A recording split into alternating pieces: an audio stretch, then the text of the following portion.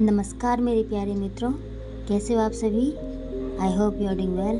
दोस्तों, हम इंसानों की ये बहुत गलत आदत होती है कि हम हर चीज़ का दोष दूसरों पे डालते हैं। संत कबीरदास जी कहते हैं कि बुरा जो देखन मैं चला, बुरा न मिलिया कोई, जो मन खोजा आपनो, मुझसे बुरा न कोई। लेकिन अगर लोग इस बात को समझ जाए ना, तो किसी भी गलती के लिए, नुकसान के लिए दूसरों को दोष नहीं देंगे।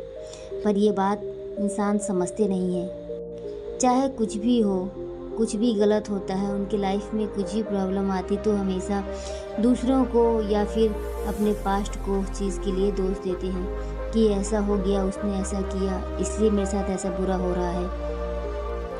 आज की ये कहानी कुछ ऐसी ही है। बिल्कुल भी स्किप मत करना और अंत तक देखना। आप कहानी का अंत जान के आप लोगों को बहुत खुशी होगी। लेकिन दोस्तों, अगर आप इस चैनल पर नए हैं तो मेरे चैनल को सब्सक्राइब जरूर कर लेना अगर आपको ये कहानी पसंद आए तो। अगर पसंद ना आए तो आप कमेंट बॉक्स में मुझे बता सकते हैं कि आपको ये कहानी अच्छी नहीं लगी। इस कहानी के बारे में अपनी राय कमेंट बॉक्स में ज़रूर बताना। बहुत समय पहले की बात है। किसी राज्य में एक बड़े ही खूंखार डाकू का भय व्याप्त था। उस डाकू का नाम रत्नाकर था। वह अपने साथियों के साथ जंगल से गुजर रहे राहगीरों को लूटता और विरोध करने पर उनकी हत्या कर देता था। एक बार देवऋषि नारद भी उन्हीं जंगलों से भगवान का जप करते हुए जा रहे थे। जब वे घने पेड़ों में पहुँचे तभी उन्हें कुछ लोग विपरीत दिशा में भागते हुए दिखे। देवर्षि ने उनसे ऐसा करने का कारण पूछा तो सभी ने मार्ग में रत्नाकर के होने की बात बताई। लेकिन देवर्षि नारद पीछे जाने की बजाय आगे बढ़ने लगे। भाग रहे लोगों ने उन्हें ऐसा करते देखा तो पूछा, नहीं, मैं मानता हूँ कि मेरे अलावा यहाँ और कोई नहीं है और भय तो हमेशा किसी और के होने से लगता है, स्वयं से नहीं लगता। ऋषि ने ऐसा कहते हुए अपने कदम आगे बढ़ा दिए। कुछ ही दूर जाने पर डाकू रत्नाकर अपने साथियों के साथ उनके समक्ष आ पहुंचा। रत्नाकर ने नारद से कहा, मैं रत्नाकर हूँ। और कुरत्नाकर। नारद मुस्कुराते हुए बोले, मैं नारद हूँ, देवर्षि नारद, तुम्हारा अतिथि और मैं निर्भय हूँ। क्या तुम निर्भय हो? नारद मुनि ने रत्नाकर से पूछा। रत्नाकर, क्या मतलब है तुम्हारा? नारद ने कहा, ना मुझे प्राणों का भय है, ना असफलता का भय है, ना कल का, ना ही कलंक का भय है। और कोई भय है जो तुम जानते हो? अब तुम बताओ, क्या तुम निर्भय हो? रत्नाकर बोला, हाँ, मैं निर्भय हूँ। ना मुझे प्राणों का भय है, ना असफलता का, ना कल का, ना कलंक का।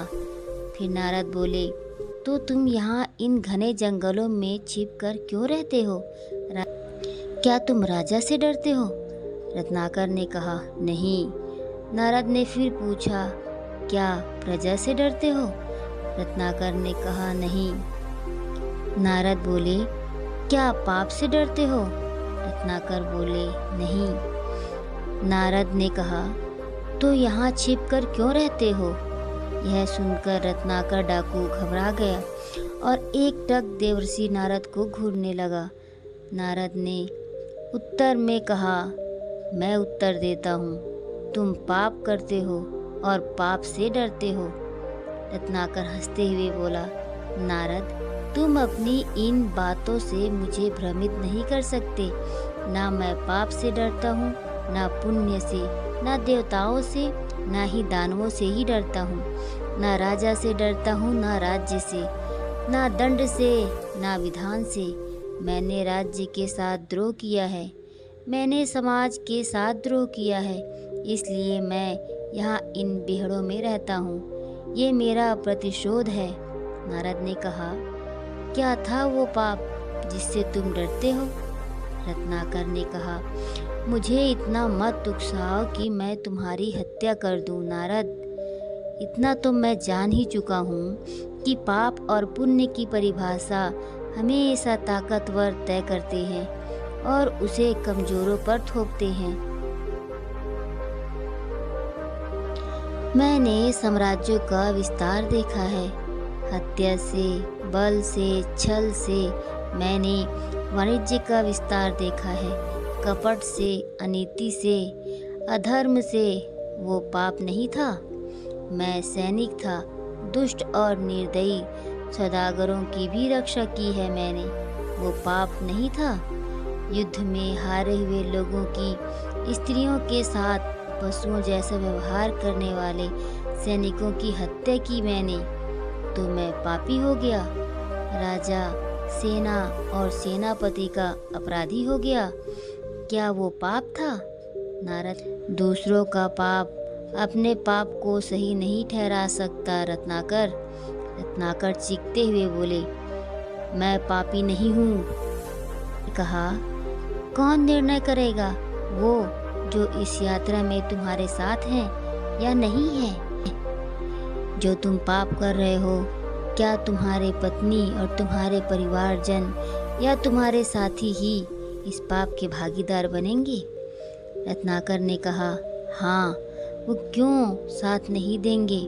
मैं जो ये सब करता हूँ उनके सुख के लिए ही तो करता हूँ।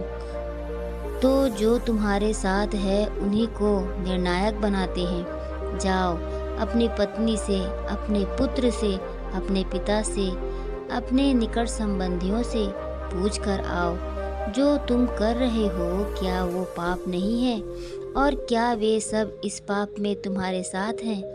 इस पाप के भागीदार हैं वो लोग? रत्नाकर ने कहा, ठीक है, मैं अभी जाकर लौटता हूँ। और अपने साथियों को नारद को बांध कर रखने का निर्देश देकर रत्नाकर सीधा अपनी पत्नी के पास जाता है और उससे पूछता है, ये मैं जो कर रहा हूँ क्या वो पाप है? क्या तुम इस पाप में मेरी भागीदार हो? पत्नी कहती है, नहीं स्वामी, मैंने आपके सुख में, दुख में साथ देने की कसम खाई है, आपके पाप में भागीदार बनने की नहीं। यह सुनकर रत्नाकर स्तब्ध रह गया। फिर वह अपने अंधे पिता के समक्ष यही प्रश्न दोहराता है, पिताजी, ये जो मैं कर रहा हूँ क्या वो पाप है? क्या आप इस पाप में मेरे भागीदार बनोगे? पिताजी बोलते हैं, नहीं पुत्र, ये तो तेरी कमाई है, इसे मैं कैसे बांट सकता हूँ? यह सुनते ही मानो रत्नाकर पर बिजली सी टूट पड़ती है। वह बेहद दुखी हो जाता है और धीरे धीरे चलते हुए वापस देवर्षि नारद के पास पहुँच जाता है।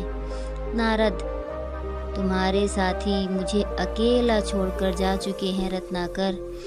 रत्नाकर ने कहा, देवर्षि के चरणों में रत्नाकर ने देवर्षि के चरणों में गिरते हुए क्षमा मांगी। क्षमा देवर्षि, क्षमा, अब तो मैं भी अकेला ही हूँ। नारद ने कहा, नहीं रत्नाकर, तुम अपने मित्र और तुम ही अपने शत्रु हो। तुम्हारे पुराने संसार की रचना भी तुम्ही ने की थी, तुम्हारे नए संसार की रचना भी तुम ही करोगे।